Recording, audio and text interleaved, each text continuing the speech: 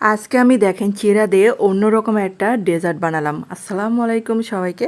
তো চিড়া দিয়েও যে ডেজার্ট বানানো যায় এটা যদি না বানাতাম তাহলে বুঝতামই না। আর এখানে দেখেন আমি 2 কাপ শুকনো মানে চিড়া দিলাম এখানে। তো আপনারা কম বেশি করে নিতে পারেন। আর চিড়াগুলো কিন্তু প্রথমে ধুয়ে নিব।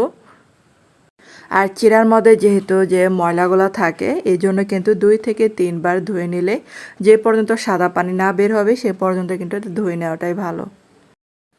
আর এই যে এগুলা কিন্তু আমি ধুয়ে নিলাম। তারপর এটাতে আমি কিন্তু গরম জাল করা দুধ এখানে 2 কাপের মতো এটা দিয়ে কিন্তু আমি এগুলা চিড়াগুলো ভিজিয়ে রাখবো। আর এখানে কিন্তু অবশ্যই গরম দুধটা ইউজ করতে হবে। আর গরম দুধটার মধ্যে ভিজিয়ে রাখলে দেখবেন যে একদম এরকম করে দুধটা মানে শুষে নেবে। দেখেন একদম কিন্তু দেখেন শুকনো শুকনো হয়ে গেছে। আর এগুলাকে হাত দিয়ে ভালো করে চটকিয়ে নিয়েছি। তারপর এখন এই যে একটা কড়াইয়ের মধ্যে ঘি দিলাম। আর এই যে ঘিতে আমি যে চিড়াগুলো দিয়ে দিচ্ছি। আর এটা যেহেতু বেশি শুকনো হয়ে গেছে তার জন্য এখানে আরেকটু লিকুইড দুধ দিয়ে দিলাম। এখন হচ্ছে এই দুধের মধ্যে এটা ভালো করে রান্না করতে হবে। আর এই দুধ দেওয়াতে দেখবেন যে অনেক আঠালো হয়েছে। তারপর এখানে 1 কাপের মতো চিনি দিলাম। আর এখন দিয়ে দিলাম স্বাদ মতো লবণ। তারপর এটা আবারও কিন্তু অনবরত নাড়তে হবে।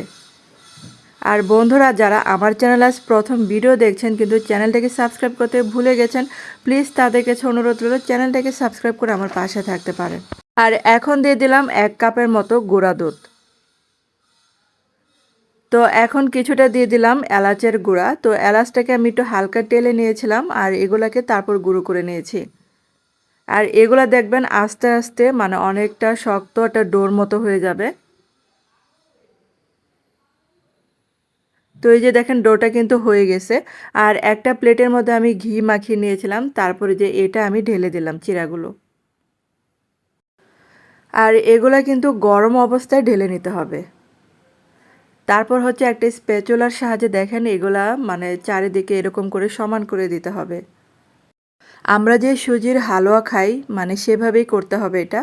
তারপর উপর দিয়ে কিছুটা কিশমিশ দিয়ে দিলাম। আপনাদের হাতের কাছে যে ড্রাই ফ্রুটসটা থাকবে সেটাই দিতে পারেন। তো এটা কিন্তু আবারও স্প্যাচুলার সাহায্যে এরকম করে সমান করে দিচ্ছি। আর এটা যেহেতু গরম অবস্থায় দিচ্ছি তাহলে দেখবেন যে কিশমিশটা অনেক সুন্দর ফুলে উঠবে। আর এটা আরেকটু সৌন্দর্যের জন্য এবং স্বাদের জন্য আমি কিছুটা গুঁড়া দুধ উপর দিয়ে ছিটিয়ে দিলাম। আর এটা হচ্ছে একদমই অপশনাল, এটা মানে ইচ্ছা হলে দিবেন না হলে দিবেন না এটা।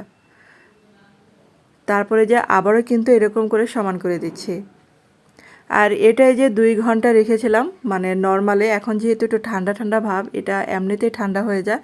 তারপর এখন এই যে সাইড দিয়ে কেটে নিচ্ছে এগুলা। আর আমরা তো অনেক রকম হালুয়া খেয়েছি, তো চিড়ার হালুয়া যারা খান নাই তারা কিন্তু অবশ্যই ট্রাই করে দেখতে পারেন।